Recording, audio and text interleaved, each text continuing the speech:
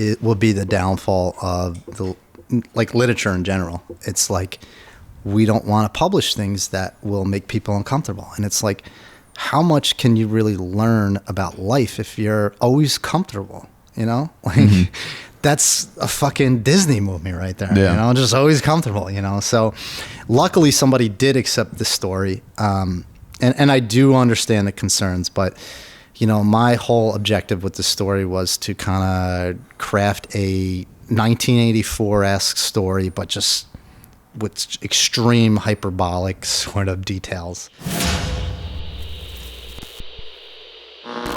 Let's talk about how you got started working out, because we had a discussion, a couple of short discussions on the phone, and we kind of mentioned some things we were going to go through, and working out was one of those things. Yeah. And so for those of you who are listening, I have a quarantine gym set up. We were talking about the whole setup in my apartment, and Chris actually wrote the copy for the creatine that I purchased without me knowing that he wrote the copy for it. So he looped me in. So he clearly knows what he's talking about with working serendipitous. out. Exactly. So how did you get into fitness in general? Oh, man. So if you were to see me even 10 years ago, I was such a stark difference from the person I am now. And I really got involved with fitness working out when I was in middle school.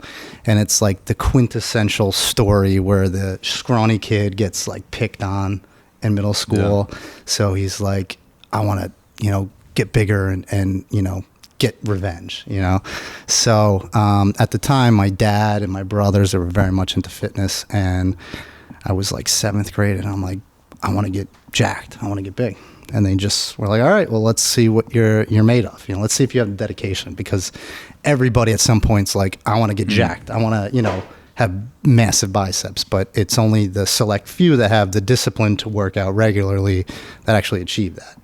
So I started working out very early, and I was always playing sports. And by the time I got to 9th grade, you know, I was pretty, I mean, if you could say a kid's diesel, I was like 14, 15, 140 pounds. I was putting up like 240 on the bench. That's diesel. I would define that as diesel. Okay. I think I was brushing 135 on bench in high school. You got to start somewhere. And that was probably my weight too at the time. Okay. All right. Yeah. So listen, I mean, everybody has to start somewhere. And, you know, I just really made it a habit. Like that was, and I think that, you know, from a broader perspective, that was kind of my identity for a very long time. And that was like the nascent stages of developing my identity was fitness, working out. Like I'm the guy, I'm the dude at school that benches the most weight. You know, I'm the guy that deadlifts. So, you know, I started playing sports in high school and I was playing football. I actually went to a private school, all boys school, had to wear a tie, blazer every day. You know, really taught me, you know, discipline, being regimented, but you know, I was playing sports and we had these off-season, you know, weight training programs. And, you know, at the time, you know, I was benching more, you know, I was like a sophomore and I was benching more than like the star running back, you know. And, you know, at the time, the coach was like, that's weird, you know, or whatever. And I just remember. He said it was weird? Well, yeah. So it was, I remember going in and I was putting up like, I was like a sophomore, 140 pounds. I was putting up 225 for like 10 reps. Shit. You know, and like at 140 pounds, yeah. 16 That's years almost old. Twice your body weight. Yeah. It's crazy. So, you know, I kind of always thought that my strength would kind of project me into being this athlete, you know. And I remember at the time that, you know, and I don't want to like bad talk, you know, coaches. This is, you know, 17 years ago. I remember the coach pulled me aside and he was like, I don't know what you're doing, but you need to stop taking steroids. And I remember when he pulled me aside, I was thinking he's going to be like, wow, you have such a work ethic. Like you're a strong kid, you know, but it went the complete opposite way. He was like belittled me. He's like, stop taking steroids, you know? And I remember at that time, I was so just he like, didn't ask you, are you taking steroids? No, he told me to like stop taking. And at that time, I'm like, is that creatine? Like, am I taking, you know, like I didn't fucking clue, you know? And I just remember at that point, I was just like, you know what? Fuck you, you know? And I stopped playing football at that time. And I was like, you know what? I want to go into powerlifting. I'm like, it's much different mentality. It's not a team effort. You can't pass the ball off, or you can't rely on a teammate to score points or anything like that. It's all on you. And I went into powerlifting, and it was like senior year of high school. And I actually got a sponsorship during the time. I won nationals. I still have a record for I couldn't even remember. It's like NASM or no, NCP.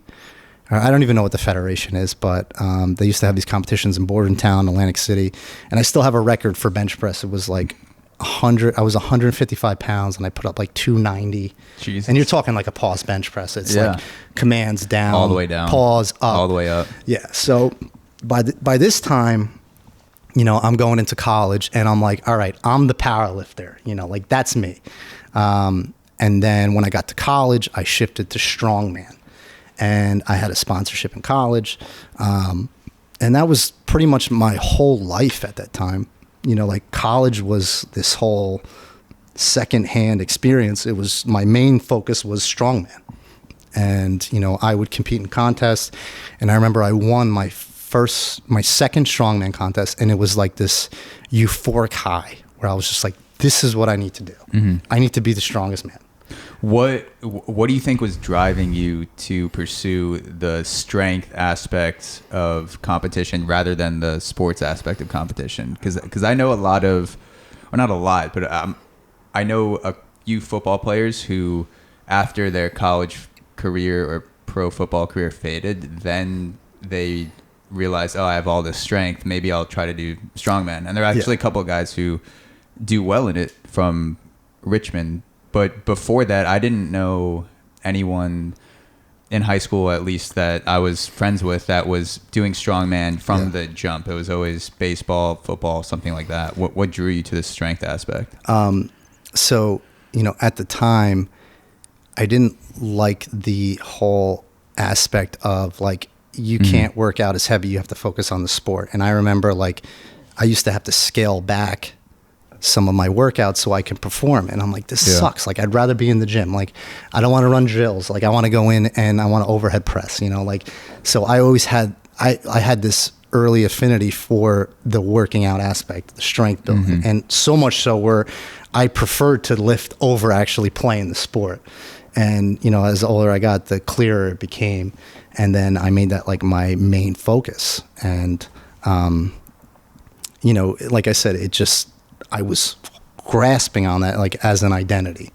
You know, at that age, you know, you're constantly struggling to, you know, find yourself, as cliche as that sounds. But that was like what I identified with. If I wasn't the strong man, if I wasn't the jacked guy, like I didn't know who I was. Yeah. So do you feel like that helped you? Do you feel like that helped you find at least part of yourself that you were looking for? Because everyone has the voids that they're trying to get through in high school or college. For me, it was probably, my identity was so wrapped in baseball. If I competed well and I had a good game, I would be nice. I would be kind to people for that week. Oh, absolutely. And if I pitched like shit, I would treat people like shit. And I wasn't like beating my brothers or anything like that, but like I was noticeably an angrier person or a kinder person based off my performance, and I didn't realize it I didn't realize it at the time until I stopped playing. For you, do you think it was a good kind of latch to your identity? Did you feel like you found yourself in that in a healthy way? So no, I didn't. I really didn't. And I was neglecting you know, my inherent ability to write, you know, and I don't know if we'll get into like how I started writing. I was always writing at an early age, but you know, when I was in college, you know, I wouldn't go to class, an early morning class, because I'm like, you know what, like this is going to fuck up my workout. Like, let me skip it. You know, I got to go to the gym, you know, like that was my focus. Like it was so ass backwards, you know, when I look back at it retrospectively. And at the time, like, you know, I'm 5'6", barely, like at the time I was like 200 pounds. Like I'm 190 right now. And like, those are not attributes of the world's strongest man, you know, like, so I had this, you know, these illusions of grandeur, and, you know, it escalated because I was going out and doing anything, you know, I was taking anything, like I was abusing substances to get to that level. And it's actually, it's a good transition into like the most cataclysmic sort of event of my life. It was the development of panic attacks. Yeah. And that's when my whole life shifted, when I was in college and I started getting these, like, not just like, oh, I feel fluttering and I'm uncomfortable. It's like, boom, like earth shattering, like gripping you by the soul sort of panic attacks where like you can't focus on anything but not dying. Do you think it was a combination of the drugs you were taking at the time and the situation you were in, or?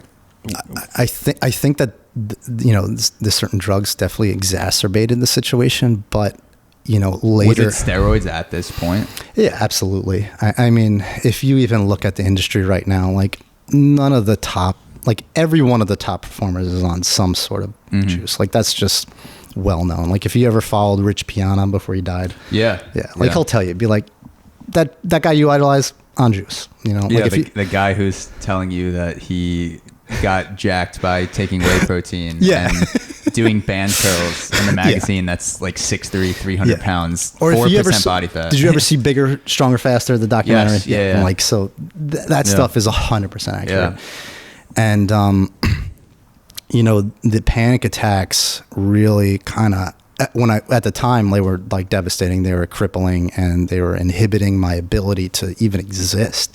But as I look back, like they were a godsend because, you know, they forced me to start looking introspectively into myself to figure out like what's going on. So, you know, if we talk about, you know, anxiety and the catalyst for it, you know, at the time, you know, when you experience anxiety, it's like the fight or flight sort of feelings, you know, and when you experience one, you're not rational whatsoever. You're indulging in the conspiracies of the mind. You're like, I'm having a heart attack. I'm dying, you know, and you could have 1,000 panic attacks, but every time you have one, you're gonna be like, this is it. I'm dead. I'm going to be dead.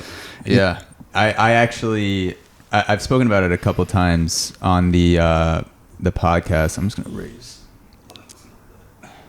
I've spoken about a panic attack I had a couple times on the podcast where I actually called my mom to drive me to the hospital because I thought I was dying. I was in a Starbucks with my brother, and I had a similar feeling where my heartbeat was basically just going through the roof in a Starbucks, and the figurative walls like literally started closing in. And I'd never experienced that before. And I remember looking at my vital signs, all fine on the monitor, you know, 62 pulse, your blood pressure is normal. The nurse is telling me it's a panic attack. And I was so paranoid that I thought she was in on it. Yeah. Everyone else in the hospital was in on it. Like they're showing me fake vitals. And then part of me was like, you're crazy. Like, what are you doing? It's having all these fucked up thoughts. And so, and I consider myself lucky because for those few months, my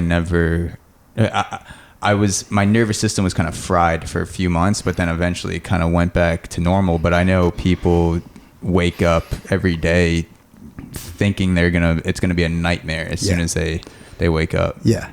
And, you know, I'm sure at the time, like when you're experiencing that panic attack, the last thing you want to do is kind of search or uncover the impetus for what's causing that panic attack. You want to escape. You want to run away. You want to go to the hospital. You want a doctor to look at you and say, hey, everything's good. You know what I mean? Like the last thing you want to do is uncover what's going on internally. And it wasn't until I saw, 12 psychologists, psychiatrists, that I started to realize that these panic attacks are, you know, your mind is so fucking powerful. It is so powerful, you know, and it can seriously be the protagonist or the antagonist of your life. You know, it's the reason why people engage on, you know, entrepreneurial sort of ventures, you know, with confidence, or can dance in front of a crowd and not give a shit what anyone thinks about. Or it's the reason why people are fucking afraid of their shadows, you know, afraid to go outside. You know, it's all comes back to your thoughts. And that is like, to me, it was such an abstract sort of idea at the time. But the more I started engaging in that and reading philosophy and studying psychology, you know, you can learn so much from your anxiety and your panic attacks. And you can, you know, at this point in time, you know, and I'm not trying to purport myself as like an expositor of anxiety or anything like that. I'm just speaking from my personal experiences. But, you know, I still deal with panic attacks regularly, but I've figured out how to talk to myself. I figured out how to uncover what's the cause. And I figured out how to channel this anxiety into a constructive outlet, you know, something productive. And that's how I got to writing. Could you walk me through, before we get into the writing aspect, because I think this would also help some people out too, and including myself, because I'm interested. When you feel a panic attack coming on, or maybe you wake up one day and you know you feel you're particularly anxious, so you think, okay, maybe today I'm prone to a panic attack. What sort of self-talk do you use? What activities, mindsets, anything physical, emotional do you do to not get rid of it? Because I think that's kind of a pipe dream, to just be like, I'm going to feel zero anxiety today, but to be able to get through the things that you need to do in a more comfortable way. So the first thing I'll always do is I'll check my pulse, right? I'll go like this, and I can tell if it's elevated. And 9 times out of 10, most people check their pulse and it escalates. It's like, oh shit, this is a heart attack. Oh no, let me feel my heart. And then it's like you get these palpitations and you're like, oh no, palpitations. Now what's next? Now it's going to be constricting. Now I'm going to feel pain. And, you know, you kind of get yourself into this cycle of just fucking madness. And, you know, for people that don't understand anxiety, they're just like, what's wrong with you? Chill out. Like, I was one of those people before I was 23, with that instance when I went to the hospital, and I was like, oh, these dudes are pussies, or girls are pussies, that like would get in panic attacks. I didn't understand what it was until I actually got one. But yes, I didn't mean to. No, absolutely not. So the first thing I'll do is I'll check my symptoms, and then what I'll do is 9 times out of 10, you will, there's a trigger for a panic attack. It's whether you see something, you know, a stimulant, or, you know, a stimulation or a stimuli that, you know, kind of brings you into a mood. It can be something from, you know, that triggers a memory. It can be something that you're mulling over now.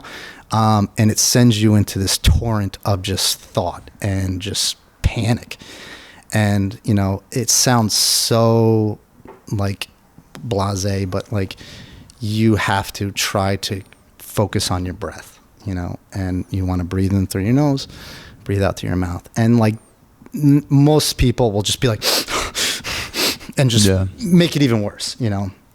But you have to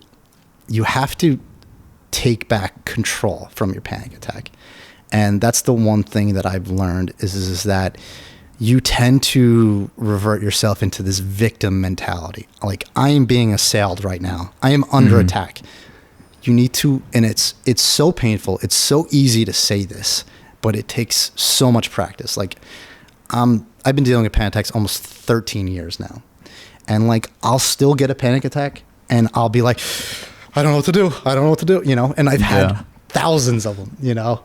But it's when you start trying to slow yourself down and to start trying to pick your thoughts apart. And, you know, for me, I'm literally like the thinker statue from like thousands of years ago, like the French sculptor Auguste Rodin. It's like, I don't know if you know the sculpture I'm talking about. The thinker where he's just sitting there. Exactly. Yeah. And like, that is hundreds of years old, you know? And I think that is what it comes down to. It's your thoughts. And so your breath and your thoughts, picking apart your thoughts and kind of recognizing how absurd they are. And Absolutely. But you can, if you sit with yourself long enough, you can really, and if you have to be active, you can't just be like, okay, like end, no, you have to be active, and you have to say to yourself, like, no, this is not happening to me. I'm going to figure this out.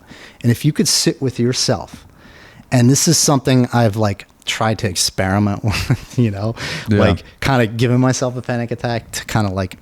You gave yourself a panic attack? Well, if I could feel one going on, like I'll go into it. Yeah. And it's like, and listen, we could get into philosophy because if it wasn't for philosophy, like philosophy, psychology, anxiety, like they are so intertwined, like, and I could go on for days about that. But when it comes to the anxiety and the panic attacks, you can usually identify what they're coming from. You could say like, all right, I missed a bill or something like that, or I'm feeling stressed from work. You know what I mean? Like if you could sit with yourself long enough and you can breathe, it will come to you. It will tell you. Your mind will tell you, will reveal yourself if you're ready to listen. That's the thing. If you're not ready to listen, if you're not ready to dig into your subconscious, then you're going to just fucking suffer from panic attacks. Yeah. And that's the one thing that I realized is that the subconscious mind, the unconscious mind plays such a major role in your regular life. And most people have no clue about that. So how does that journey up to that point with the powerlifting, the anxiety, the relationship with steroids, which I respect you being able to talk about, by the way, because I'm actually, we can do a whole separate podcast on steroids, but I was interested in it as a baseball player and then going into college with like reading the whole Balco book and Barry Bonds and stuff, and that's a whole mind-boggling. Mind-boggling how much nuance there is to the conversation that is not mainstream. It's not just steroids bad and not steroids good, like all the other things that go into it. So how does everything combine with the drugs, the anxiety, the powerlifting to lead to writing or at least doing it more consistently? I think we kind of have to kind of retrace my like writing timeline. Let's do it. So growing up, I have two older brothers, right? One that's 10 years older than me, one that's 6 years older than me. So growing up, when I was like 4 or 5, I was always like precocious just because I had these older brothers, I would, sneak into their room at 4 years old and I'd find a porno, right?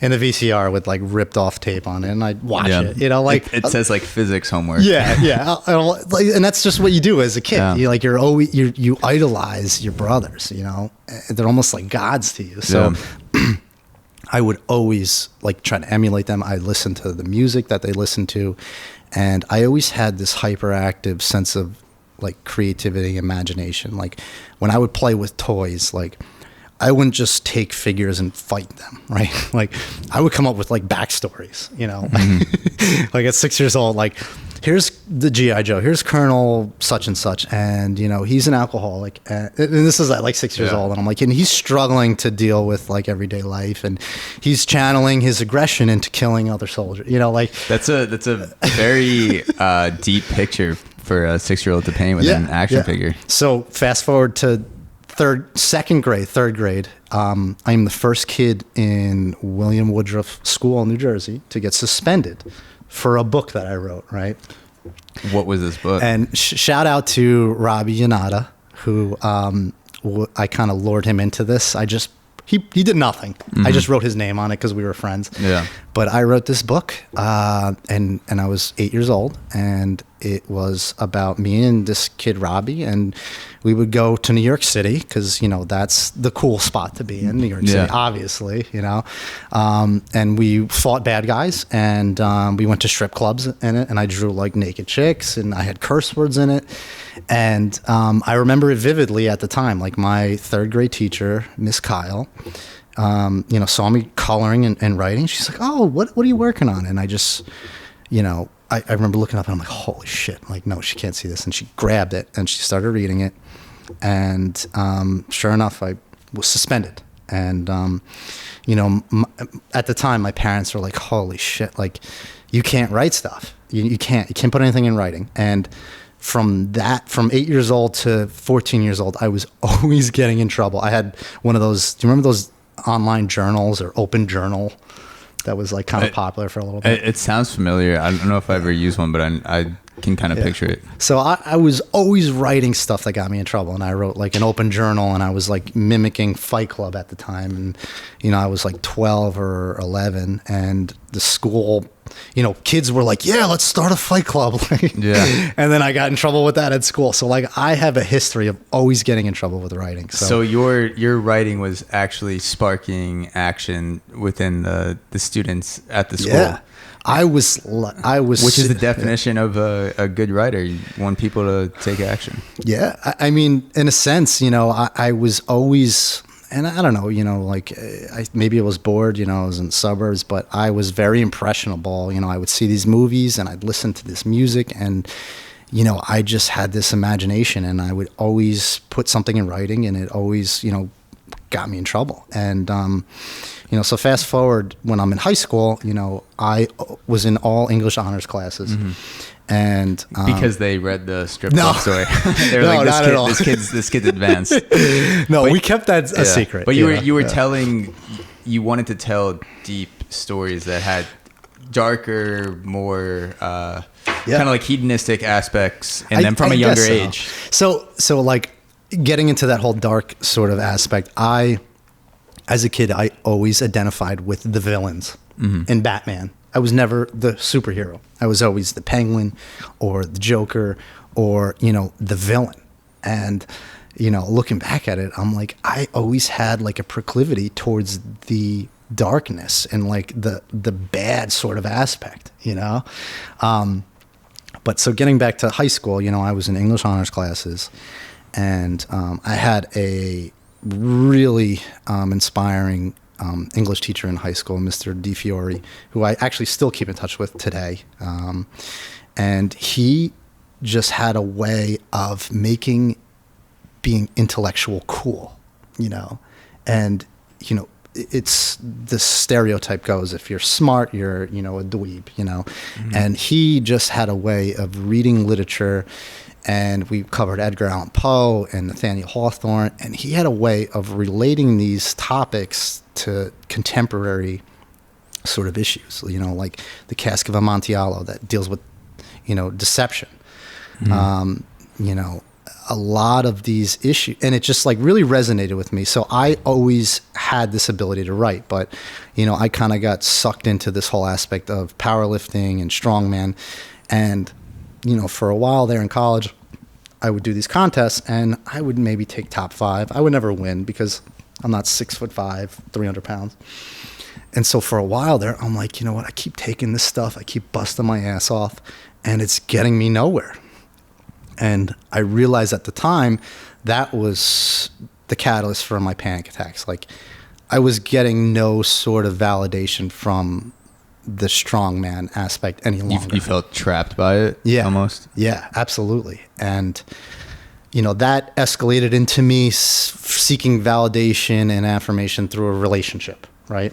And then that was my focus, like relationships, a girlfriend. Like, I had a girlfriend, always had a girlfriend, and then when a relationship didn't work out, like, I would kind of lash out, and like I went through this spurt in college where I would just, I had this internal conflict, and I didn't know what to do with it because I wasn't cognizant of panic attacks and what they really, what they symbolize. So I was lashing out at people. I would just go to parties and I just punch somebody in the face. Like, I just start fights all the time, all the time. So you know Dave, right? Yeah. My roommate. And he's like the only guy that actually stood by me. He would just be like, Coop, don't start a fight tonight. And I'm like, all right, I'll try. And then the next thing you know, I start fighting. He's like, all right, well, come on. And then he'd fight with me, and then he'd get me out of there, But, you start lashing out, and, I destroyed a lot of good friendships, a lot of good relationships in the past just because of my internal conflict. And, I didn't really understand, why I acted on these impulses. I was very visceral, and, it's just I was searching for meaning, and it wasn't until maybe I was 25 that I really kind of was faced with an existential crisis. And are you familiar with like philosophy and that whole sort of ordeal? I have a general understanding of some of the philosophies. I've been more into Stoicism with journaling and reading excerpts from meditations and not reacting. Epictetus. Yeah, basically recognize, kind of letting your emotions run through you and doing these sort of negative visualizations is a big part of it, where you imagine the worst thing to happen and you kind of feel it and you let it run through you. Yeah. And then you kind of experience it before it happens in your mind. And so that's a big part of it. That's the philosophy that I'm most familiar with. The other ones are more, I read about it in high school, required reading, or kind of have a peripheral understanding. So till I was like 25, like I said, like I was a personal trainer. Then I was, I was like a recruiter for nurses. I was a paralegal. Like I had all these ridiculous jobs. And I did go to school, college. I have an English literature degree, but I never took that serious. I was just like, oh, I like reading. I like writing. And it was easy, like I would crank out 10-page papers, like half drunk, and I'd get an A on it. And that was it, like I was like, all right, that's cool. That's secret sauce. Yeah, exactly. So I never really took, writing seriously. I was just like, you know what, I need to just get a job. And, at that time, like I was like 25, like my whole sort of purpose was just sinking myself in a relationship. And, at the time I experienced like a heartbreak, and, everybody deals with heartbreak and trauma to some degree. And it's not anything, I almost feel stupid for saying like heartbreak, like there's people that die from cancer, like how traumatic can heartbreak be? But in my case, it was really, it was formative. It really shook me to the core where, I was faced again with, these panic attacks, and I didn't know what to do. I didn't know who I was. Like, I didn't have physical reactions to heartbreak. Definitely. I did not realize that until my first serious heartbreak in college, where you feel like a part of you is being ripped out physically, and you have a hole. Well, for a while there, I was always the one destroying relationships, like, from whatever sort of external, void I was trying to fill, or internal void. But, this heartbreak really shook me because I'm 25. I don't have a career. I don't have really any friends because I've destroyed every relationship I've had or friendship. And, my identity was this girl, and you take that away. I just remember being like, I don't know what to do with myself. Like, it's Friday night. What do I do? Like, do I just sit on, like it really shakes things up. And for a while, like I was always seeking an external source to kind of pacify my anxiety. And it wasn't until this point in my life did I start taking an introspective look. And I started going to psychologists and psychiatrists. And, a psychiatrist was the worst. And I'm not trying to shit on that profession whatsoever, but every psychiatrist I went to was just like, tell me about yourself. And I'd speak for 10 minutes and they'd be like, all right, let me write you Prozac or, so psychiatrist prescribes drugs. Psychologist is more the typical therapy. Yeah. Okay. And I saw 100 psychologists, and, this is, and I'm not just speaking on a tangent because this stuff all involves my writing now, but like I would go to a psychologist and I would study her. I'd see if she'd look at the clock. I'd see if she ended early. I'd see if she was distracted, if she was really listening. And it wasn't until a psychologist said, you need to really start understanding yourself, kind of picking things apart, kind of looking into your childhood a little bit, seeing, what sort of behaviors, patterns you repeat. And like this stuff was like so arcane. Like I was like, what? Like, what are you talking about? Like I'm having a panic attack now, it was, I didn't want to confront it. And, for the past, you're talking 10 years or almost 10 years of panic attacks, and I still don't know what the hell they're about. And then it wasn't until these past couple of years I started reading philosophy, that it was just such a wake-up call. I started reading Søren Kierkegaard, who's a Danish philosopher, and you're talking people from like 100 plus years ago that were dealing with anxiety. And, you know, when you're in the moment of a panic attack, the one thing that comforts you is knowing that somebody else understands what you're going through. And like that connection. Yeah. Yeah. Yeah. And so I started reading Soren Kierkegaard, and he's like, anxiety is the dizziness of freedom, possibilities. And that's really how you can describe it, because there's so many possibilities. There's so many permutations. Like, are you going to die? You know what I mean? Like, your mind races. So it's like you're being overwhelmed by all the options that you have. Yes. And you're not really sure yes. where to go or what to do. And it's like reading these words and then that transition into Albert Camus, you know, who is, you know, a French philosopher who dealt with absurdism. And, you know, I started really diving into the whole existential crisis, and, you know, it comes down to, you know, how do we make sense of our existence, you know?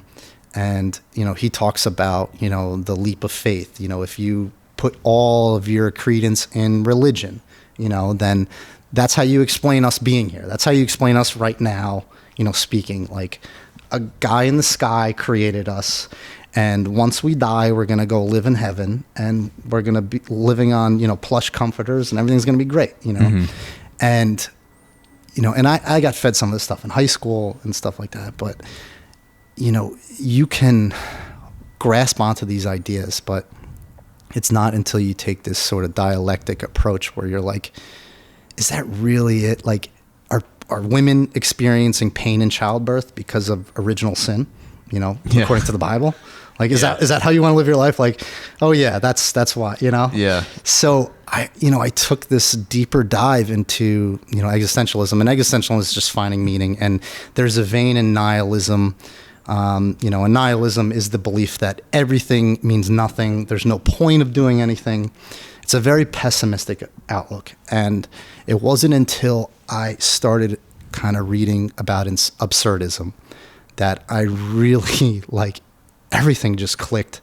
And like, I'm not in like the complete stage of transfiguration. Like 10 years, maybe I'm going to feel differently. But at this point, I really find comfort in the whole idea of absurdism, that life, while it has no inherent meaning,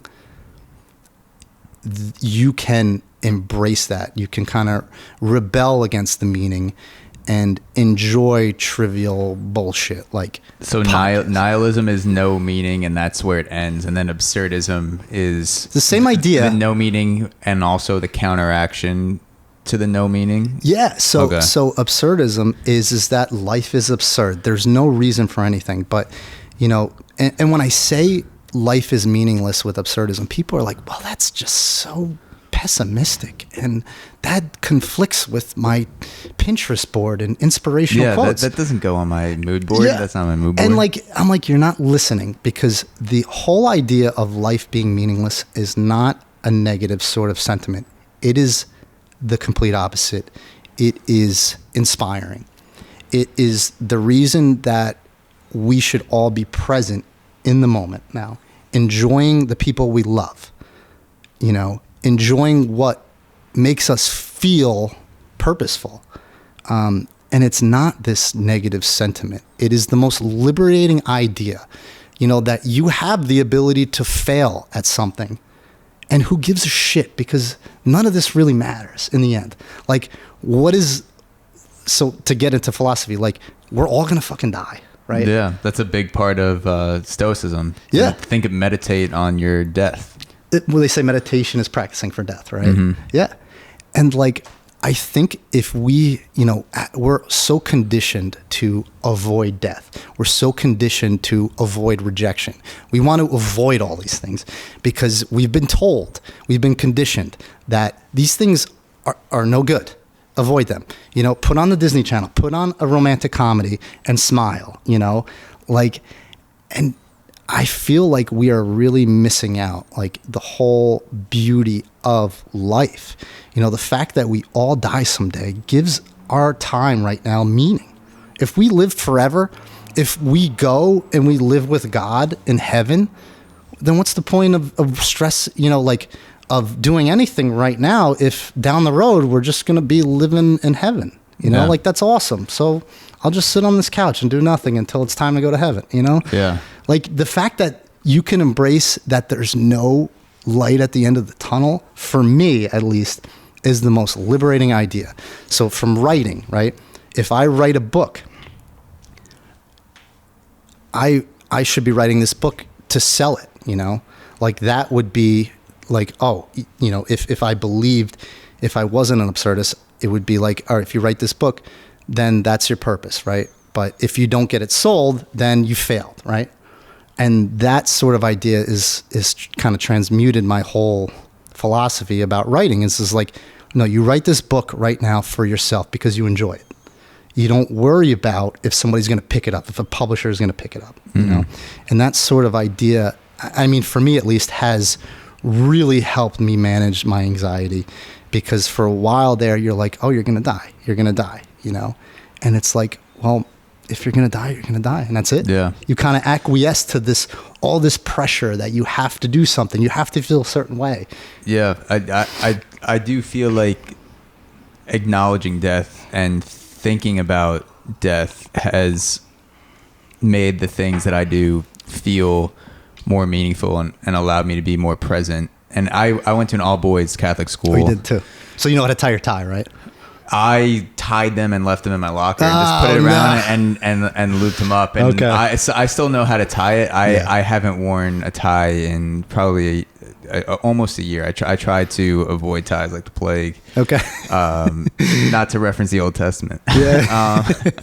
Or Albert Camus, he wrote The Plague, the book. Yeah. So I felt a shift in my life becoming more meaningful once I got away from Catholicism and like these absolutes. Absolutes. And I started reading more Stoicism. I started reading more Richard Dawkins, and according to him, I'd be a de facto atheist, which is I live my life as though God doesn't exist, though I acknowledge there's a chance that there's some higher power. And I do believe in higher powers in the sense of spiritual connections that we don't yet have the science to understand yet, like the way that things like music or podcasting or writing connects us, like at a almost like an ethereal level. I think there's more there. But yeah, when you talk about absurdism, and I need to look more into it because it sounds like something that would kind of go well with Stoicism. Absolutely, yeah. It makes me think about the shift that I kind of realized, which in a way I have on my door before I walk out. It says, be kind to others because you may never walk this way again. There you go. Which is, you know, the fact that I'm only getting one go round makes it more meaningful. This may be the last interaction I have with this person ever. Yeah. Just yesterday I did this negative reflection meditation where I imagined it was the last podcast I was ever going to record with a music artist. Yesterday I did one remotely, and I was like, this could be the last podcast ever. I hope it's not crazy. But like I might, you know, get a aneurysm right after and just fucking drop dead. Yep. Like, so and that's the beauty of life, though. You know, some people will think that's harrowing, but that's the beauty. It's like, take every moment to feel and not just be like, all right, I'm feeling, let me pick out my phone and go on Instagram and you know, dull myself. It's like, enjoy what you're drinking, like feel yourself breathing, you know? And it jacked me up. It made me more excited because I was like, I'm going to die sometime. And one of these days it's going to be my last podcast. I hope it's not for 50 years, but one of these days it's going to be it. So how does the absurdism and the change in philosophy then lead to the writing? Because you were talking about the overwhelming with all the options, kind of, paralysis by overanalysis. How does the absurdism change of view lead to the act of writing, taking more seriously and trying to get published? So writing is kind of like my hobby at this time, and like it's not something that I can make a living off of, even though I get, you know, small, you know, residuals at this point. But you know, I became a copywriter because it just so happens if you're an English literature major, you know, your options are limited unless you want to be a teacher, you know, and like I definitely don't want to do that. So I got into copywriting. You know, I work actually for a Fortune 500 company. It's a major retailer. I don't want to like drop their name just in case, you know, like anything I say jeopardizes. But I have a lot of freelance clients, so I do the writing on the side. And, you know, when I first got back into writing, it was right after this breakup because I didn't have any sort of outlet. I didn't know what to do. So this is like 25, you said, around there? I was 25. It was like 2013. Okay. And I didn't know what to do with myself. Like I was just like so beaten down, and I finally got a job as a copywriter. You know, it was like low level. I was like starting to build myself up, but I would go home, and instead of going to a bar or, you know, looking for an external source to kind of, you know, pacify my, you know, anxiety and my disquietude, I started writing. And at first it was like the most emo, you know, prosaic bullshit. It was first person narratives. It read like a fucking Dear Diary. It was like, I'm so fucking sad, and, you know. Yeah.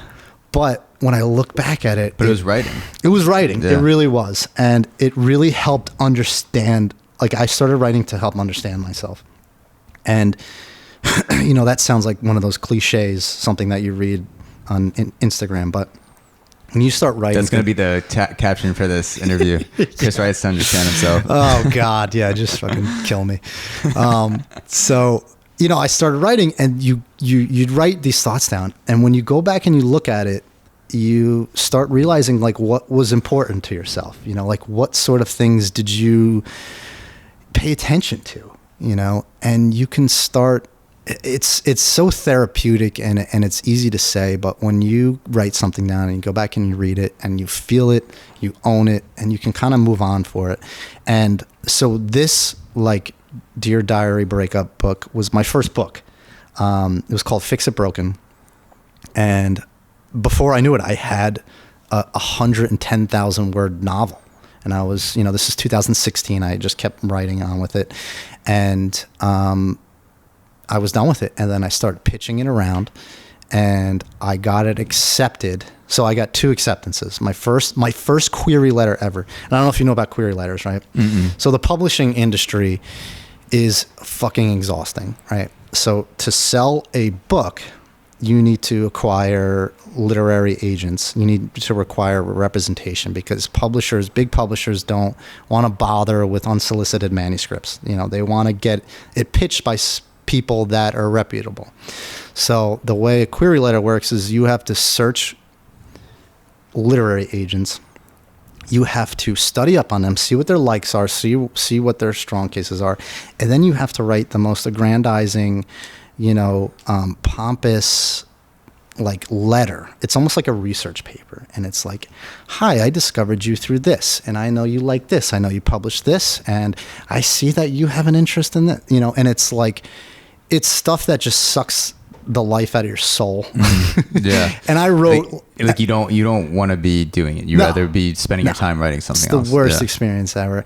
And you're just, it almost feels like you're on a blind date. You're like, I need to write so you like me. Like, do you like me? You know, like, it is the most vacuous bullshit ever. So I wrote a query letter. It got accepted. They read the first 3 chapters and they're like, no, we're going to pass. And then I wrote maybe 100 more query letters, and they all got rejected. And then I got accepted. I sent 3 chapters, and they liked it. Then they said, all right, send the rest, right? So at this point, this is 2017. I haven't been published at all yet.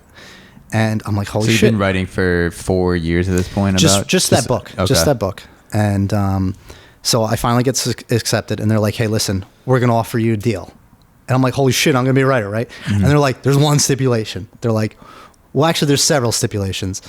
Once you give us this book, you're signing off the rights to it. So if it ever becomes a movie, you get nothing.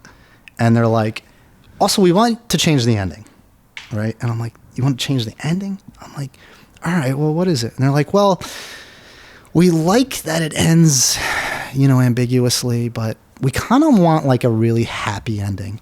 And like, I remember being on the phone, and I'm like, I'm going to fucking puke. We'll get into some of the ways that you end your stories without giving away the endings. But happy endings is the complete opposite of the short stories that you've put out that we'll get into. So I imagine you saw that and you threw up. So it was weird because I was like in this state of ambivalence. I'm like, oh, well, I got accepted, but I didn't really get accepted. They want me to fucking become Nicholas Sparks.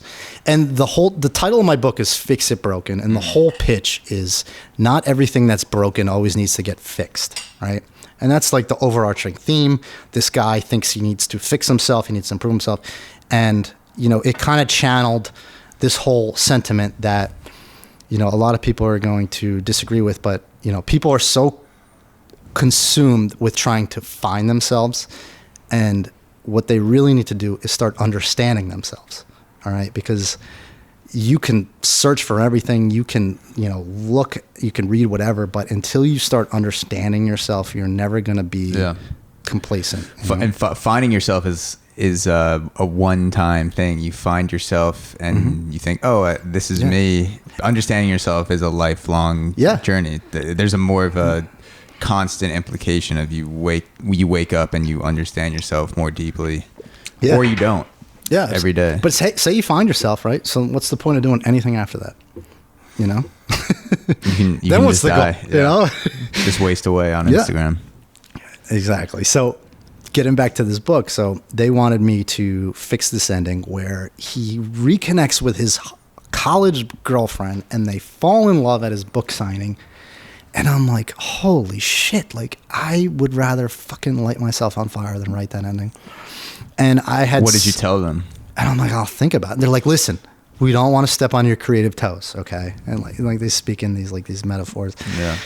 And they're like, you have the ability to write whatever ending you want, but we want to get it to there, right? And everybody I talked to was like, do it. And I'm like, I can't do it. I just can't do that. Like I will sell this book. It will be in stores. And I'm going to forever preface it to anybody. Eat you alive. Well, I'm going to forever preface it to people. I'm going to be like, well, listen, this is the book, but just so you know, the real ending is supposed to be this, And I'm like, I can't fucking live like that, And I think like that kind of is a microcosm for the absurd. Like you're confronted with this absurdity and it's like, you can either just acquiesce to it and say whatever, or you can fucking rebel against it, and stick to like what gives you life, And I turned it down and I'm like, I can't do it. And I knew right then and there that book is going to forever live in my fucking desk drawer on my laptop, Yeah. And that's fucked up. I don't know the ins and outs of the publishing industry. I would think that you would at least get the rights to your own book if it becomes a movie or a TV series or something like that, because then you don't have to work ever again. Make millions of dollars. So here's the thing: they take advantage of these, and listen. I don't want to burn any bridges. I love literary agents. I love the whole publishing experience. I think it's great. Yeah, we love you guys and gals. Yes, and you guys make the world go round. But like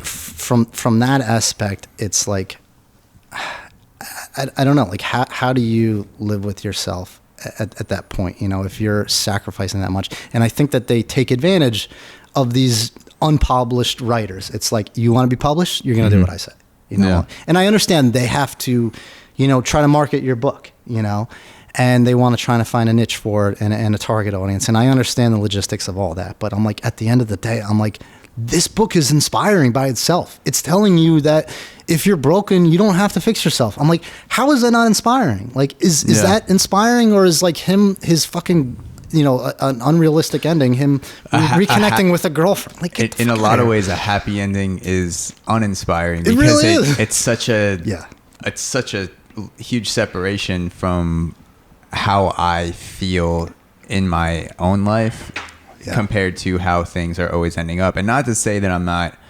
happy. I feel at this point in my life, I feel more at peace than I've ever been, but I'm not walking around in a romantic comedy 24/7 like, oh my God, this is fucking amazing. Like every book, or like you mentioned Nicholas Sparks, or any romantic comedy, it's not realistic.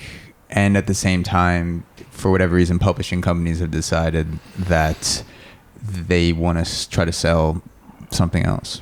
Yeah, and it's unfortunate, but I understand, because the probability of publishing a book nowadays is like less than 0.5%, because everybody and their mother is a writer to some degree. That the industry is so saturated with everybody that has a memoir, or, oh, I want to be a writer, so I'm going to pitch it. So they get thousands of queries a day. So I understand they have the advantage. They can they can dictate. They need to have some sort of structure where they say, okay, we're going to accept this or reject this. Yeah, and I understand that, but and that was a crucial moment for me, because I turned that down. I realized I had to kind of reinvent myself, and that's how I transitioned into the short stories. Yeah. I think a good way to get into the short stories, and I picked out a few quotes that we'll get into, because I want to be able to get into the short stories without telling people the ending, because I'm going to link them all to this podcast, and Okay. people can go Yeah. read them, because the endings are fucking sick and twisted and beautiful. And Oh, I'm glad you said that. I don't want people to be like, oh, well, I heard how it ends. Well, so listen, tell my mom that, because every story I write, she calls me. I'll send this podcast to your mom. Yeah, so she was like a nervous wreck today. She's like, you're going to go on there. She's like, don't say anything that'll ruin your job choices down the road. And I'm like, I know, when I run for president in 10 years, I'm like, this is going to come back and haunt me. This will be Mrs. Cooper approved. Yeah, but she'll read a story and she'll be like, oh, I liked it. She's like, but the ending was so sad. She's like, are you going to write a happy ending? And I'm like, yes, Mom. One day I'll write you the perfect ending that will fulfill everything you need.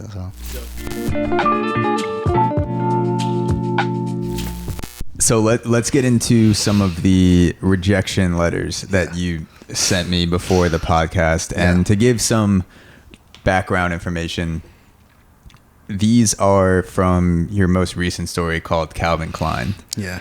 And Calvin Klein deals with a lot of racial issues. It deals with reparations. It deals with a lot of the things that are going on now, like the George Floyd killing. And it's kind of like an extremist overcorrection view of what's going on today. Mm-hmm. And I picked out a couple of quotes that were startling and also like kind of funny, because they were saying you're good, but we're not taking your story. Yeah, that's an overarching thing. Yeah, basically, I wrote that. I was like, common theme, like story's good. We're not taking it though. Yeah, good writer. Terrible story. Yeah, exactly. So this is the first quote that I picked out about Calvin Klein. And this person writes, listen, you're clearly a really talented writer. That's obvious. But this story is insensitive. As much as I admire your writing ability, this story will cause outrage. I'm going to have to pass, but feel free to send me anything that's less controversial. Yeah. And the second one, this is from a different rejection, same story though. This story, Calvin Klein, is absolutely brazen, irreverent, twisted, but at the same time, absolutely brilliant. As much as I admire this startling story, I'm afraid I'll be absolutely crucified for publishing this. LOL. Yep. This person wrote LOL. Mm-hmm. I wish I possessed the temerity to put out a piece like this, but alas, I must obey the power it be. So I wrote down 3 themes from, I think there were 5 or 6 different rejections. All of them had these in it. They said, 1, your story is good. Mm-hmm. 2, it's controversial. Mm-hmm. And 3, some sort of bowing to the powers that be. Like, I'm not rejecting this story. It's the people above me that won't accept this. So it's like, in a way, they're not having the balls to say, I'm rejecting this story. It's like, I want to take it, but I'm like bowing down to the people that are writing me a paycheck. And I think that in general, it will be the downfall of the literature in general. It's like, we don't want to publish things that will make people uncomfortable. And it's like, how much can you really learn about life if you're always comfortable? Like, that's a fucking Disney movie right there. Just always comfortable. So luckily somebody did accept this story. And I do understand the concerns, but my whole objective with the story was to kind of craft a 1984-esque story, but just with extreme hyperbolic sort of details. And I'm not, trying to be insensitive entirely, but I just thought it would be interesting to see all of these, progressive sort of policies implemented, and to see what life could be like in 12 years if every sort of policy that is proposed gets passed, and the whole concept of this Calvin Klein story is I was going to, before this whole, this crazy summer happened, with all these, crazy events, I had this idea of, I wanted to write a story from that outlines children. I think we have a lot to learn from children, as weird as that is. I think that there's an essence of a child that we need to hold on to, what it's like to be a kid, to be wondrous and to be enthralled with the simple aspects of life, and I think that we need to kind of harness our inner child to some capacity, as an adult. I think that we take ourselves way too fucking serious, and especially as a writer, you're dealing with constant criticism, constant rejection. So I think that you to some capacity have to be able to laugh at it all, going back to the absurd, you have to look at life like it's fucking absurd. Otherwise you're going to fucking blow your brains out, Yeah. Well, it's interesting that the people who wrote those rejection letters clearly recognized that the story was good and got that the details in the story are meant to be over the top and extreme and painting an absurd picture. Yeah. But they don't have confidence in the readers to make that same judgment that, this is not meant to be, taken 100% seriously. That, yes, there are commentaries on society of what's going on now, and then this writer extrapolating that into an absurdist future. Mm-hmm. At the same time, I can recognize that it's a story, and the rejectors recognize that, but they don't have confidence in the readers for whatever reason to make the same conclusions. Yeah. And I mean, at this point in time, I am so like a nerd with rejection. For a while, rejection made me bitter, and now it's making me better. Like, I thrive on it. When I get these rejection letters, I'm like, good, fuck you. I'm going to get this published. You have to, like, as a writer, as a copywriter, like, I've dealt with so much criticism, so much rejection. I worked a year as a copywriter for a pharmaceutical agency, and, I would spend hours on the weekend crafting a campaign just to have it fucking torn apart in front of 5 executives on a Monday morning, So, like, at this point in time, like, I could give a shit about rejection. And I think that plays a major role in a lot of writers' life. Like, you have to get a thick skin. You can't take anything personally. And, based on this, like, I had so many rejection letters for the story. All it took was one person to be like, this story's fucking awesome. Like, hell yeah, I'm publishing it. And the next thing you know, it's published, So what do you think was different about that publication that they decided to put it out there, and the other ones, for whatever reason, decided not to? So at this point in time, like, so my main goal is that I ventured into writing these short stories because I needed to build up some sort of credibility. I'm about halfway done with a novel, a manuscript that I'm going to start pitching probably by the summer at some point. And I needed to kind of build up credentials. I have a couple of short stories that I've published. I have the story, The Swim, that won the Best in Fiction at Across the Margin, an e-zine magazine. I had Finn Almost Buys a Goldfish, which is nominated for an Emerging Writers Award. And which I voted for. Okay, awesome. The other guys. No, I'm just kidding. That's all good. Man. No, I voted for Chris Cooper, Emerging Writers Award. Finn Almost Buys. Finn Almost Buys a Goldfish, right? Yeah, that was that one. Okay. Which is my favorite fucking story. But this is all like an amalgamation of what it's like to be a writer. And I think the most maddening aspect of being a writer is that this industry is rife with subjectivity. It's not like you're a fucking accountant and it's like, if I add 1 + 1, it's going to equal 2 every fucking time. You know, like there is no algorithm, there's no formula for good writing. It's all about personal opinion. It's all about bias, you know? Yeah. And you've just got to send it out there and hopefully somebody identifies with it. So Finn Almost Buys a Goldfish is your favorite? It is my favorite story because I wrote it one night, just smoked a ton of weed, and it just fucking came out. That makes a lot of sense now, knowing the story in a good way. Yeah. And it was so effortless. Like I was just sitting there, and the next thing I know, I'm like, it's almost 5,000 words. I'm like, holy shit, what time is it? You know? Did you have a panic attack while you were writing the story? Because I picked out for each story. Okay. I tried to pick out the quote that, for whatever reason, had the most meaning for me. And for Finn Almost Buys a Goldfish, I picked out the quote about him having a panic attack in the store. When you read the story, you'll go through the whole process of him selecting the fish and being inside his own head, and fish telling him to go fucking kill himself. So the quote I picked out from the story is, Finn starts becoming real aware of his own heartbeat, its constant thumping in his chest, its weightiness with each strike, its impact on each beat, and it beats like a heavy fucking sledgehammer.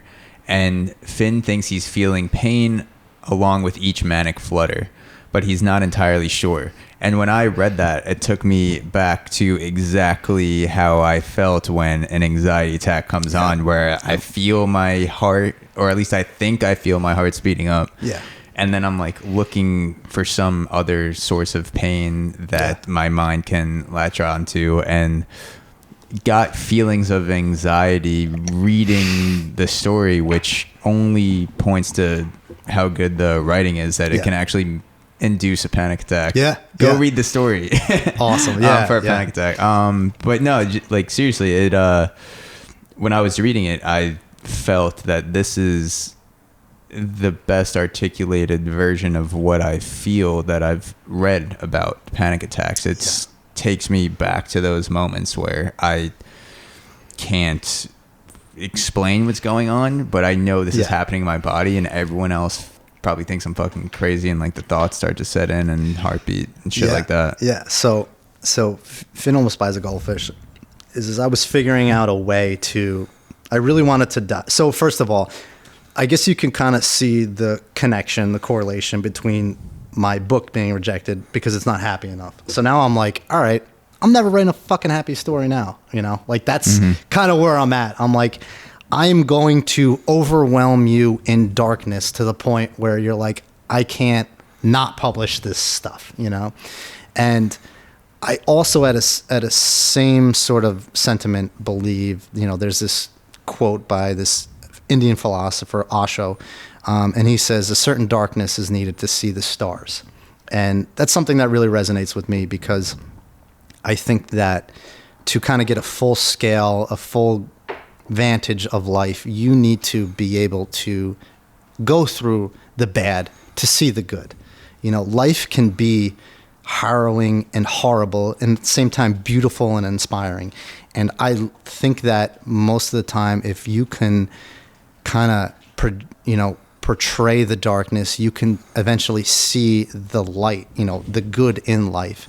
And with Finn Almost Buys a Goldfish, I wanted to really, if I wanted to write a story about anxiety and depression, it would fucking just be like, wow, this is a bummer to read, you know, because it's not fun. Anxiety and depression is not fun. You know, like I can attest for that. So it still has funny moments in the story where I laughed out loud. So that like was breaks from the darkness. So that was my objective. I'm like, how can I write a story where you're confused? You don't know if this is a funny story or if this is like a fucking sad story. Yeah. And most people that read it be like, that story is hysterical. Some people read it and be like, wow, that was fucking really depressing, you know?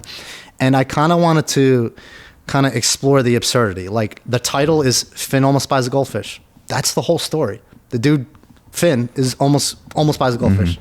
That is literally the plot.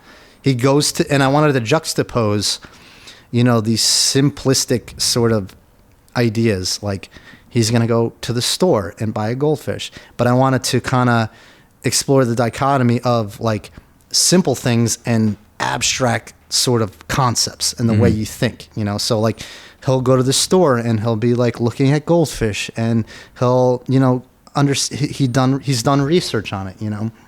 And at the same time, everything he's stimulated with kind of elicits a memory, you know, about his brother he doesn't talk to anymore, or his girlfriend he thought he was going to marry from college, you know. And I wanted to kind of show those two different, completely dichotomous aspects, like the good and the bad, you know, the mundane and the abstract together, where it's like you read this story and you're like, oh, it's fucking funny, but then you're like, oh shit, that's really fucking sad. Like you don't really know how to interpret it. And you know? now that I'm thinking about it, that's how a panic attack goes, Kinda because is, you yeah. go through these funnels where you're spiraling down these dark moments and you going through these memories in your life. Mm-hmm. And every once in a while there's a bit of relief where you have a thought, or maybe you forget you're having a panic attack for a split second before it starts to set back in that you're having a panic attack, or maybe you read a text from a friend, or you think about something. You're distracted. For 10 seconds your mind is distracted, and it's this relief. Yep. And then all of a sudden you're thrown back into this whirlwind of panic, and the structure of the story where he is hyper focused on some aspects, and then he's going through these memories, and then also the absurdist comic relief at certain points. Yeah. Because a panic attack is not all bad. It's certainly not all good. It has these nuanced aspects to it that I think the story shows in a realistic way. Yeah. Yeah. And you know, I towards the end of the story, so a lot of my stories, you know, like if you read The Swim, you know, I kind of, there's a lot of symbolism in the stories, and him buying a goldfish is kind of parodying our lives. Like we indulge in bullshit all day. We indulge in Netflix and fucking Instagram and, you know, seeking digital validation on social media, you know, and that's supposed to be representative of this goldfish. Like him going to, like, what is more boring than somebody going and buying a goldfish? You know what I mean? And I kind of wanted to exploit that. Like we constantly seek distraction from our own essence, you know, and whether it's depressive or manic, like we just want to avoid that at all costs. And like the concluding, you know, towards the end, he's like, I don't know if I need this goldfish, you know. He's like, I think I just need to distract myself. And he's just like, well, I got to figure out what to put on my Instagram story, you know, like. Do you try to think about approaching your writing with specific situations? So I do. Because it is very specific in Finn Almost Buys a Goldfish, and in The Descent, and in also The Swim. It's not these super drawn out experiences. It's kind of a snapshot into people's lives at different moments. Even when I say when I talk about specificity, I think about that. I actually wrote down the quote from The Descent. Where he's chopping up the Adderall. Chopping up the pill is probably 3 paragraphs describing from step 1 when he wakes up thinking about what ratio do I need to chopping it up. And I'll read a few lines from it. And you write, I push the blade into the Adderall, crushing it completely, proceeding to crack up any chunks, creating a consistent florid powder, which I've done a few times in college. Who hasn't? I switched to squashing up the remnants of the blue pill into a delightful dust, pushing the powder back and forth, refining any irregularities. I combine the snowy piles together and push the grains into a tiny smiley face configuration, the eyes blue and the grin red. And anyone who's ever snorted Adderall knows exactly what this dude is trying to do. Like you're brushing it back and forth. Any substance in general where you're trying to like get the fine powder down to the finest grain possible. And I'm reading this, I'm like, yes, like I know exactly what's happening right now. I can like put myself in this character's point of view. And for me, it was the specificity of the experience that put me into that character's point of view. Yeah, so the Descent is a story.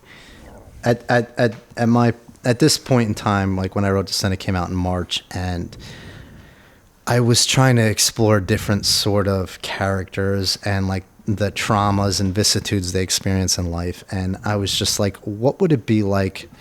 And this is just part of my mind. Like, I have this fucking inherent darkness in my mind that, like, I deal with on a constant basis, you know, and, you know, I figured out how to channel it into being productive. But, you know, this story, I wanted to kind of explore, what would it be like if you had a kid and he fucking died at like 6 years old from a brain tumor?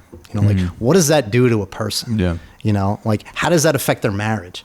How does that affect their day to day?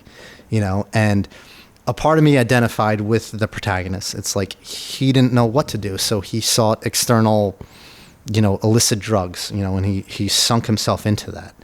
And I think that if you leave out detail, it's not realistic, you know, like, you could just say, hey, he went and did drugs, and you're like, oh, cool, you know, like, I want to give you the firsthand account of like what people think, you know, when they're embarking on this stuff. Like, not that I've ever lost, you know, knock on fucking glass or wood, you know, I've never lost a kid or, you know, anybody, you know, to this capacity, you know, from cancer or, you know, brain tumor. But I wanted to explore like what that sort of trauma could do to somebody, you know?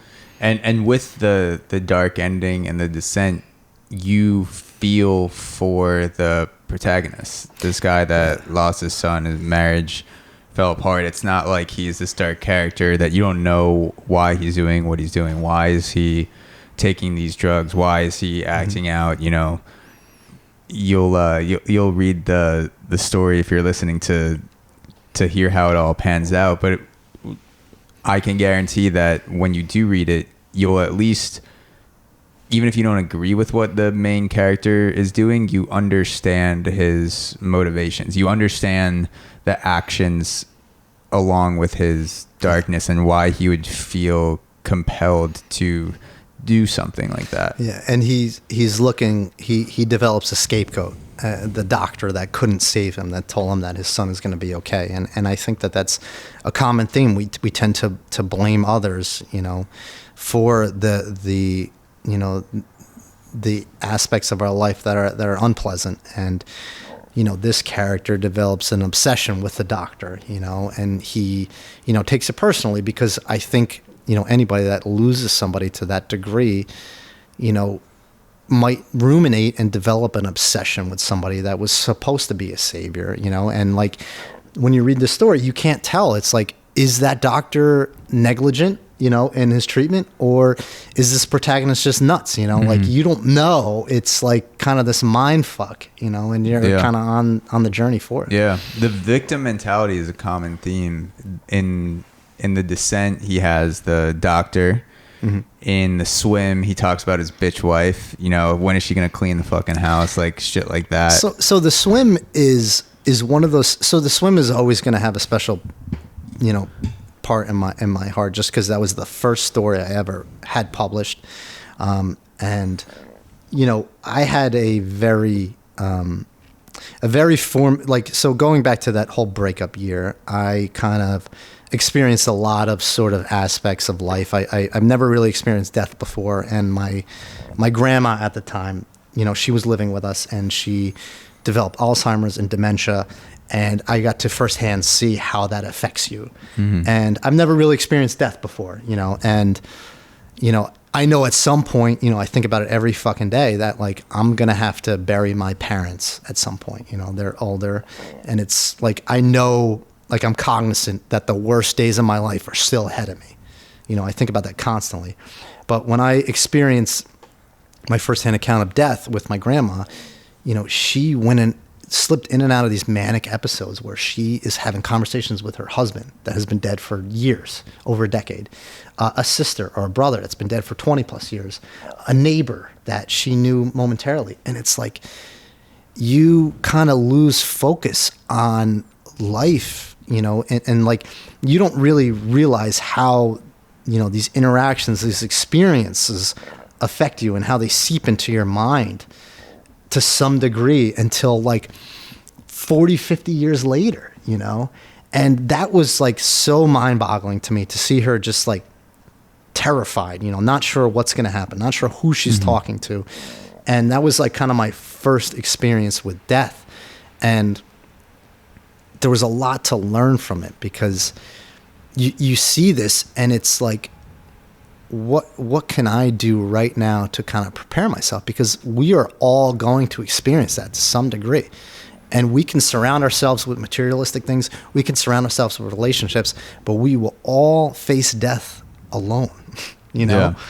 like we can have people around us, but they won't be with us when we're experiencing. Yeah, that's a particularly poignant topic right now with COVID, because you have hundreds of thousands of people, millions of people globally dying, a lot of them without people being able to be with them in the hospital. That sucks. People watching their wives, husbands, daughters, sons die through windows in the hospital. I can't even imagine what that's like to be so close to someone yet have walls separating you and see someone die alone. Yeah. Well, just even the concept of having to go live in a nursing home towards the end of your life, like that's just so fucking archaic to me. And I understand it's not easy to care for somebody. Like, I think about it all the time. Like, am my parents going to enter that sort of stage where they're, I can't care for them and I have to send them off to a nursing home to just die in disarray and confusion? And then, like, that shit is just sobering. It's a sobering fact, because you can't avoid that. Like, that shit is going to happen sooner or later, Something I wanted to ask you about the swim. Yeah. For you, what does the water represent? Because I know in writing there's a lot of ways that people can go with water. The line that I wrote down from the swim is the water has been a creative cleanse for me the past few swims. And so there's death in the story, there's creativity, there's cleansing. For you, what made you want to choose water as the main through line? So I had this eye-opening experience that same year that I had the breakup and the death of my grandma. I was so depressed because of this breakup and just an array of things. I didn't know what I want to fucking do. I was driving one day, and my car at the time was a Trans Am, like rear wheel drive, old school muscle car, and I had just gotten it washed, and I was driving in the fast lane on the highway, and I was like flying, because like you can't drive slow in a fucking V8 muscle car. Yeah. And I just remember thinking to myself, like, I'm so fucking depressed. Like, what am I going to do? Like, I'm so sad. Like, I was like debating texting her. Like, it was just a low point in my life. And I just remember feeling this like dread, just like, like life sucks, And then the next thing I know, the car in front of me is braking, right? So I have to slam on my brakes and I slightly turn my wheel. And I'm in the fast lane. And the next thing I know, I am fucking hydroplaning. I'm spinning. And I'm like going across the highway, and I just remember being in the moment, and the complete flip of emotions of being sad and depressed to being like, holy shit, I don't want to die. I don't want to die. Like that sort of mind fuck was wild. And I just remember the whole time I'm just like closing my eyes. It felt like an hour, but it was like 20 seconds. The next thing I know, I'm on the shoulder of the highway facing the other way, and I'm unscathed. And my mood went from being so pessimistic to so grateful.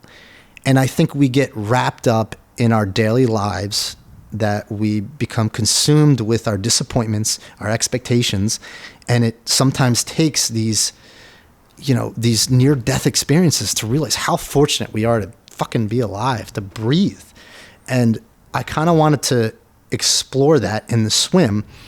Obviously, so the water is life, like we're all floating down a stream and we're fighting currents and we're trying to learn how to swim. We're trying to keep ourselves from drowning.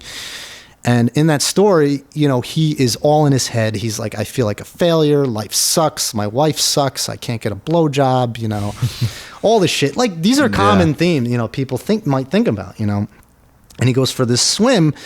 And, he's lost in his head and he's thinking and he's like, oh, this is great for me, like this is going to help. And, he's so focused on just swimming and beating his record. And the next thing you know, he's trapped against the current and he's like, holy fucking shit. Like, I can't make it back. And like, I wanted to capture that whole sentiment of like being completely depressed and like wanting to give up on life. You know, there's an excerpt in there. He's like, is there anything more depressing than knowing you're worth dead? You know, you're worth more dead than alive. Yeah. And, you know, to see the complete flip of him knowing that he's stuck in this current and he is trying his hardest to swim back, you know, and you would think in the beginning he'd be like, oh, this is great, you know, but he's like so overwhelmed. He's crying. He's like, holy shit, I don't want to die. And I wanted to push that further where he kind of gets this sense of peace in the end where he's like, he has to acquiesce to it. Like, this is what happened. You know, you made a shitty decision, shitty circumstance. And, you know, he gets this vision of his daughters and his wife in the future, and they're so happy. And, you know, he has to cope with his circumstances. And I wanted to really capture that dichotomy of like depression and just like, you know, wanting to die to completely being like, holy shit, I don't want to die, you know, like, and I think that is something that is universal. It's a concept that people can kind of relate to because I feel like we get caught up in such bullshit, you know? Something I wanted to ask you is what advice would you have for people about combining substances with creativity? And as a podcaster, I've drank obviously while I'm podcasting. I've smoked while I'm podcasting. I do a bit of writing when I'm trying to plan out videos or other sort of content. And it's a constant battle to adjust the dosages or how often I want to smoke or drink or be sober, whatever it is. Like, am I adding to my creativity? Am I taking away from it? Like, what is this? What advice would you have for people that are kind of like navigating those waters? Because I don't think it's not a good or bad thing, no matter how much people say that. Oh, you don't need substances to create, or you do need substances to create. That's not what I'm asking. I want to know, like, in a world where you have felt certain effects from being high as fuck and writing a great story, or being 2 or 3 drinks deep and you just all of a sudden get an idea for a video or a podcast, or you think of something, that substance basically puts your mind at a level that you may have not been able to get to that place without that enhancement, for lack of a better word. I understand exactly. What would be your advice for people trying to navigate those waters, and what has that been like for you when you're creating that relationship with substances? So you know, there's an old adage, and you know, it's kind of confounded with whether Hemingway said it or DeVry said it, but there's this old saying that says, write drunk, edit sober. And for me, like, I'm not gonna, you know, advocate for dropping acid or shrooms and then just go try and write a manuscript, you know. Like, I mean, you'll go on a journey, but I don't know if you need to write it down. But I do think there's a happy medium, you know. For me, like, you know, marijuana has been a creative elixir for me, but I'm not sitting around, you know, smoking blunts all day. Like, I'll take, you know, a couple of hits, kind of get your mind set. I think that there's a happy medium. I do think that it's harder to edit a blank page than it is to edit something with shitty writing. So as long as you can get it out there, I think that's a great step. I do think you need a level of consciousness to write to some capacity if it's going to be any good. You know, so and you like, can't be completely you gone. can't. You can't. I mean, you got to take a little bit to take the inhibition off. Like, for me personally, when I write, like, sometimes I'll write it, I'll be like, this fucking sucks, you know, like, I don't want to write this. But sometimes if I get a little buzz going, I'll be like, fuck like it. something to quiet the voice in your head that's telling you it's shitty. And I think that that's kind of a microcosm for life. We're always trying to kind of quiet that voice that says, like, you're not enough, you fucking suck, you know, like, we're always trying to abate that sort of voice from crippling us.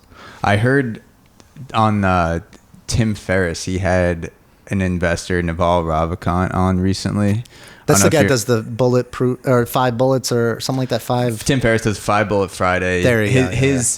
His through line for his podcast is that he talks to people that he considers at the top of their field, whatever it is. Yeah. And so he has Naval Ravikant, who's an investor, and they talk about the roommate inside your head, and that Naval's advice was you should treat the voice in your head like a person, like a roommate, because you wouldn't, if your roommate was constantly telling you, hey, when you go to work today, that presentation is going to be the shittiest thing you've ever done. Oh, absolutely. Or you're never going to amount to anything in your life. You would tell your roommate to shut the fuck up, or you would tell him to get out, and you weren't going to live with him anymore. So if you treated the voice in your head like a person, you would give it much less leeway, and you would talk back to it. He talks about like verbally talking back, and whether it's in his head or out loud, saying, you know, go fuck yourself, basically, to this voice in your head. And since I heard him talk about that,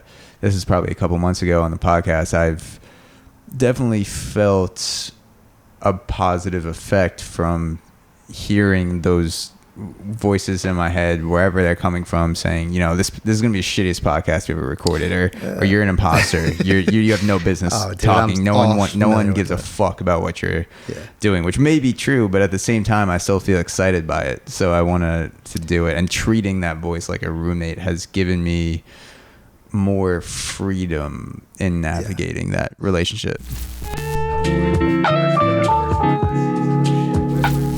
A few general questions on writing that I wanted to ask you as we started to wrap up. For aspiring writers out there, and anyone who wants to write in any capacity, even if it stays a hobby. Maybe they're the only one. Choose a different occupation. Okay, that's advice number one. What are mistakes that people are likely to make when they first start writing, and what can they do to stop making it? So the first mistake is besides getting into writing as a career. No, absolutely. Second mistake then is you're not special. Okay. Every single story you think you have has been written before. You need to remove yourself, like the solipsist like viewpoint, where like the self is all that exists. Like, you need to remove that thought that you're special, your story is unique, because chances are that story's been written 1,000 times. You know, and once you do that, you won't take things personally. You won't take rejection personally. You know, it took a while for me to kind of digest that sort of concept. You know, like, everybody wants to feel like they're beautiful and unique, you know, butterflies, and everything they write, somebody's going to want to read it, you know. This industry is highly critical. So, you know, the quicker you can recognize that, you know, that your story and you in general are not special, the faster you'll be able to start writing from like an objective standpoint, you know.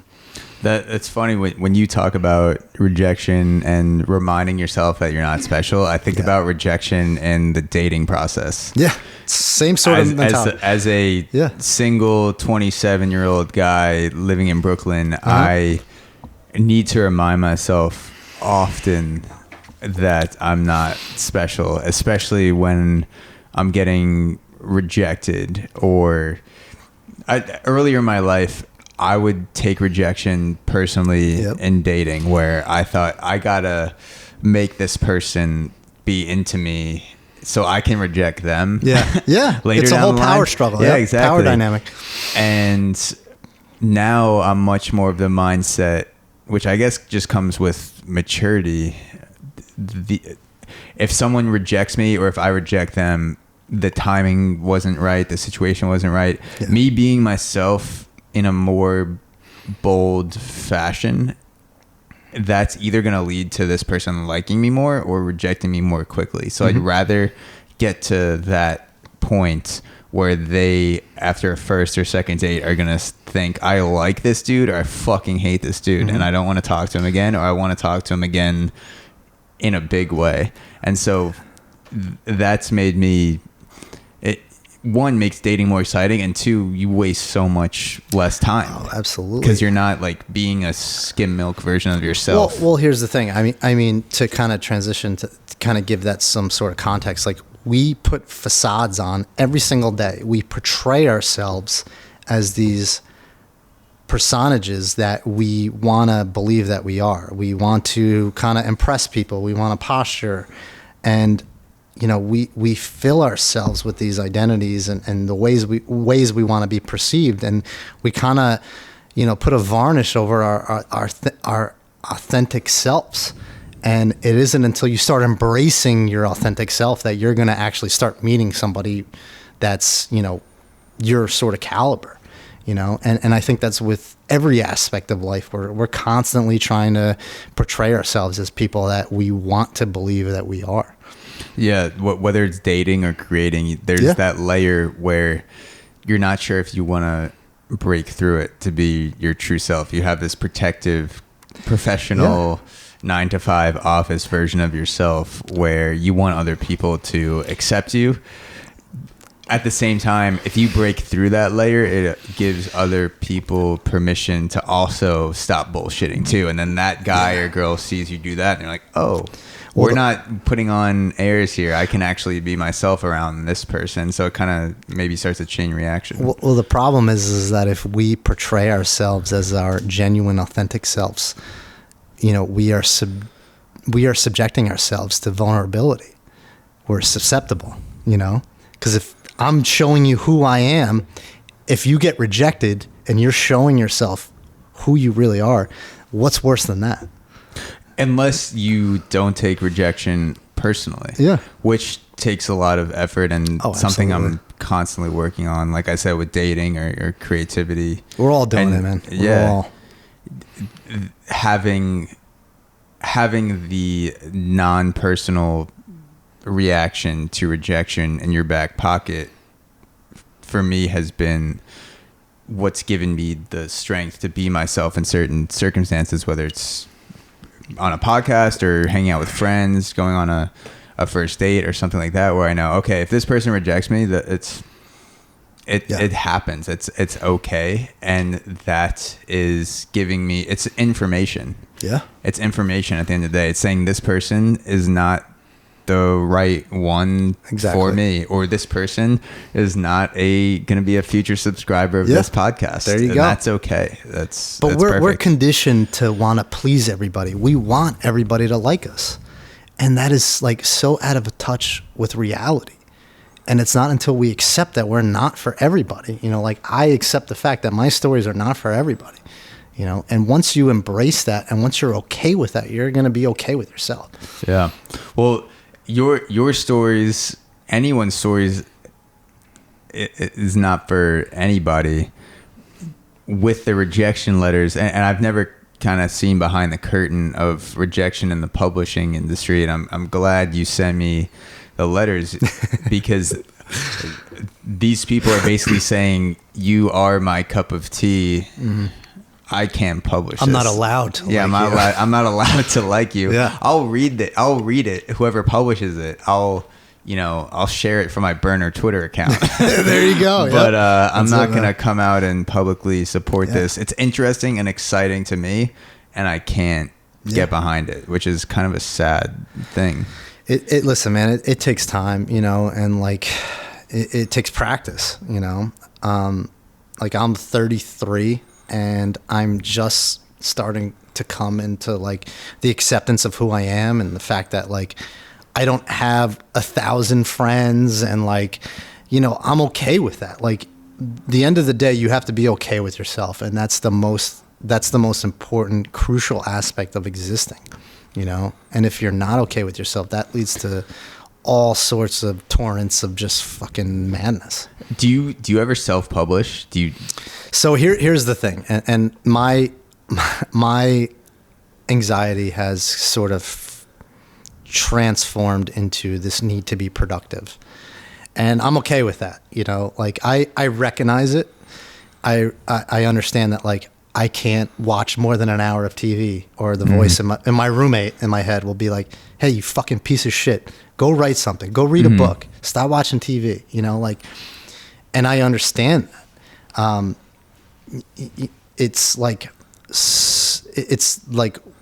the aspect of life that you have to kind of really deal with and it's not pleasant, but you have to kind of be true to yourself. So for self-publishing, have you ever thought about putting your stories out on a Chris Cooper Medium blog? So I kind of, if you had a story that you believe, you had a belief in, where you were like, all right, this story has not gotten accepted. I believe in this story, though. I'm just going to put it out on Medium or something. Well, so like for example, my book, right, that was rejected 4 years ago. Like, I've acquiesced to the point where that book is done.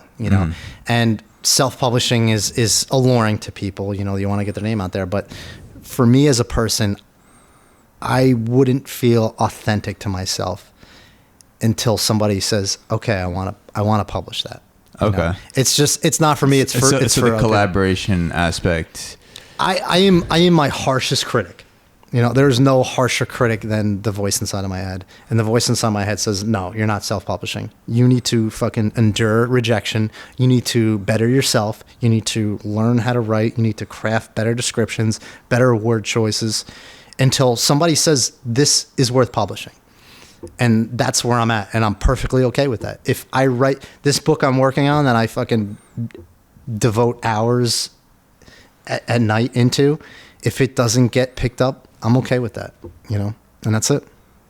You have to be true to yourself.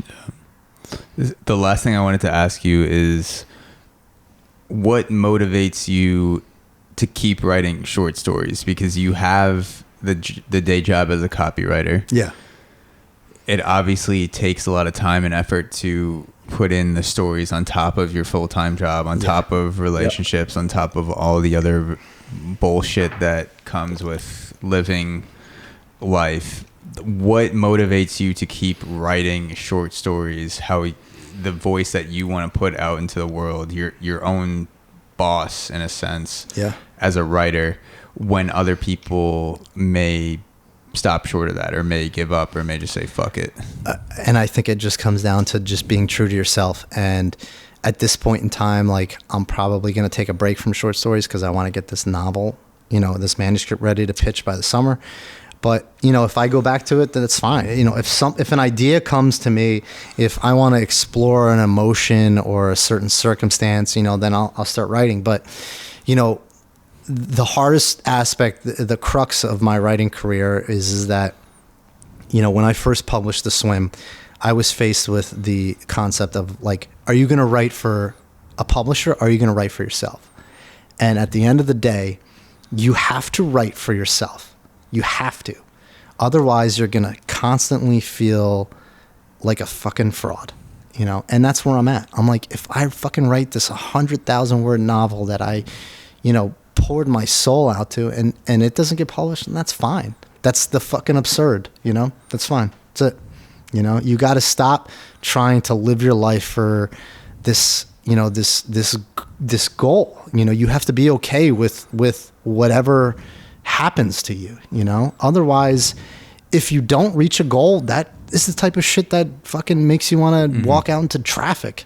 You have to be okay with whatever comes your way, And for me, it's like, I have to get back to like writing for myself, and that's what it comes down to. I think that's a good spot to end off, writing for yourself. Yeah. Oh, and thank you for taking the time to hop on the podcast. Dude, thanks for having me. I know man. you drove out across the bridge from Jersey. It's all good, man.